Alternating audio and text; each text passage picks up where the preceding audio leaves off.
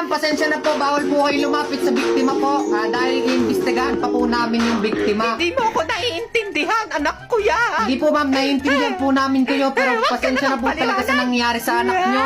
Naiintindihan ko po kayo kaso bawal po talaga kayong lumapit sa biktima. Hindi nyo nga po ako naiintindihan, anak ko po yan eh. Naiintindihan nga kita. Ay, di sorry. Ikaw hindi marunong umintindi. Bawal nga lumapit. Ako ang masama. Gusto mo ikaw na lang humiga dito. Tapos ikaw na lang ang aming imbestigahan. Payag ka. Hindi po, sir. Hindi naman pala eh. So,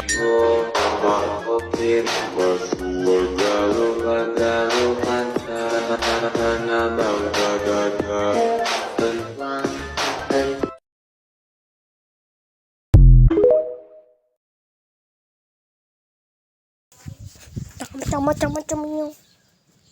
Hala.